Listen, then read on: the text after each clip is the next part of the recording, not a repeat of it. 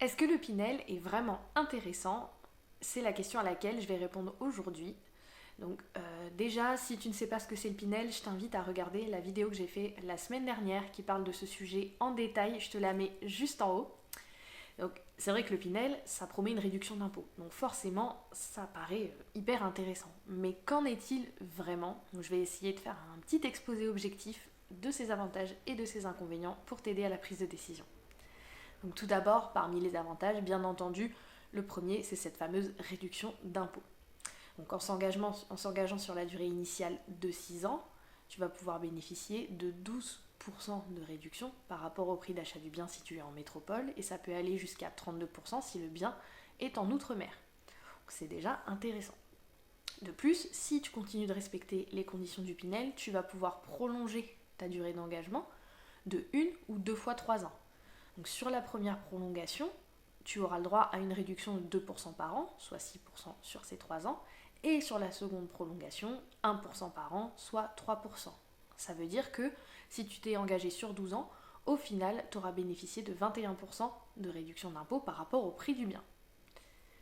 Le troisième avantage que j'ai relevé, c'est que la loi Pinel permet de louer à ses ascendants ou à ses descendants si ils ne sont pas inclus dans notre foyer fiscal.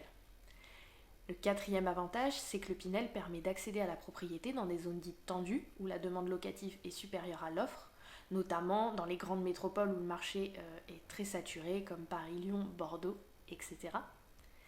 Le cinquième avantage, c'est que le Pinel, dans la majorité des cas, ça va être des biens neufs. Ça veut dire qu'il n'y a donc pas de travaux à gérer, qu'il n'y en aura pas a priori pendant les prochaines années. Le sixième avantage, c'est qu'il y a une facilité d'accès au crédit, dans le sens où si vous ne pouvez pas mettre d'apport, ce sera moins problématique si c'est du Pinel.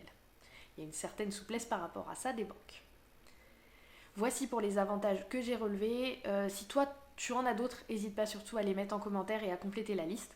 Là je vais te présenter les inconvénients que j'ai listés par rapport au Pinel. Donc déjà, le premier inconvénient pour moi, c'est par rapport à cette fameuse réduction d'impôt. En fait, j'ai relevé 4 éléments qui peuvent contrebalancer un peu l'avantage fiscal que le Pinel représente. Tout d'abord, il faut savoir que ce dispositif, il est limité à 300 000 euros par an pour l'achat de maximum 2 logements ou au plafond au mètre carré de 5 500 euros. De plus, en Pinel, il n'est pas possible de reporter les économies qu'on a réalisées d'une année sur l'autre. Le troisième point, c'est que le Pinel entre dans le cadre du plafonnement global des niches fiscales. Donc, il est de 10 000 euros par an en métropole et de 18 000 euros par an en outre-mer. Le plafonnement des niches fiscales, c'est quoi? En gros, c'est un plafonnement qui va limiter le montant des avantages fiscaux auxquels on peut avoir le droit chaque année au titre de l'impôt sur le revenu. Ça veut dire que si tu bénéficies déjà d'avantages fiscaux, ce sera peut-être pas intéressant pour toi d'investir dans du Pinel parce que tu ne pourras peut-être pas jouir de toute la réduction d'impôt que ça te permet d'avoir, et du coup ce dispositif sera peut-être plus contraignant qu'autre chose. Donc ça, c'est un point important à vérifier en amont. Le quatrième point, c'est que donc, le Pinel a été prolongé jusqu'en 2024, ce qui est plutôt un avantage, mais l'inconvénient, c'est que la réduction d'impôt diminue en fait sur les 2 dernières années. En gros, quand là on s'engage sur 6 ans, jusqu'en 2022, on bénéficiera de 12% de réduction. Si on s'engage sur 6 ans en 2023, ça passera à 10,5% pour finir à 9% en 2024. Ça, c'est vraiment le premier inconvénient pour moi, là, ces 4 points, qui peut vraiment contrebalancer l'avantage du Pinel qui est de bénéficier d'une réduction d'impôt.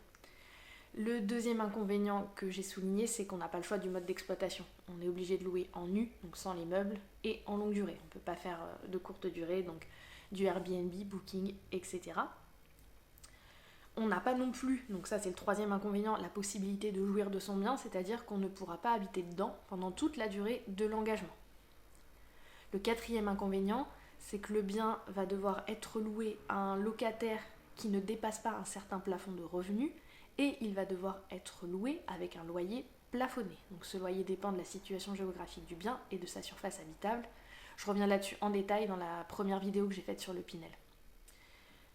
En cinquième inconvénient que j'ai souligné, le logement ne peut pas être vendu pendant la période d'engagement, sauf en cas de perte d'emploi, accident, maladie ou décès. Et enfin, en Pinel, la rentabilité peut être peu intéressante selon les villes. Par exemple, dans les grandes métropoles où le prix au mètre carré va être élevé.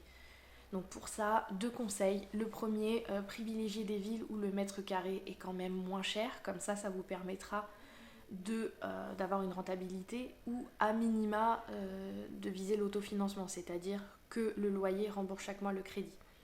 Parce que bon, ne pas bénéficier de l'effet de levier, c'est une chose, mais par contre, ce serait dommage d'avoir à faire ce qu'on appelle un effort d'épargne. Donc, l'effort d'épargne, c'est un joli mot pour dire que tous les mois, vous allez devoir mettre de votre poche pour rembourser le crédit, parce que le loyer ne suffit pas à couvrir les échéances, d'accord ? Pour moi, en fait, c'est vrai que ça gomme un peu l'avantage, parce que on va bénéficier d'une réduction d'impôt d'un côté, mais de l'autre côté, on va devoir injecter de l'argent tous les mois qu'on n'avait pas du tout prévu d'investir là-dedans. Voilà, donc ça, c'est un point important. Et le deuxième conseil, attention à l'emplacement. Parce qu'au sein d'une même ville, il y a des quartiers qui vont être plus ou moins attractifs. Donc peut-être que pendant toute la période où vous serez en Pinel, comme le loyer sera plafonné, vous arriverez à trouver des locataires. Mais peut-être qu'une fois que vous alignerez votre loyer au prix du marché, vous n'arriverez plus à en trouver. Sachant que l'immobilier c'est du long terme, c'est quand même bien de voir si le bien qui sera acheté sera une bonne opération même après l'engagement Pinel, parce qu'au final ce n'est que 12 ans. Est-ce que le bien pourra être revendu sans perte ou avec une plus-value dans le quartier où vous aurez acheté? Ça c'est la première question à se poser. Et la deuxième, est-ce que le bien pourra être loué et à un prix qui me permette au moins de l'autofinancement après le Pinel? C'est aussi une autre question à se poser.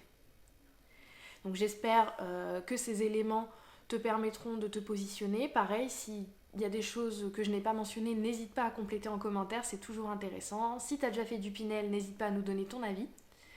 J'espère que la vidéo t'a plu.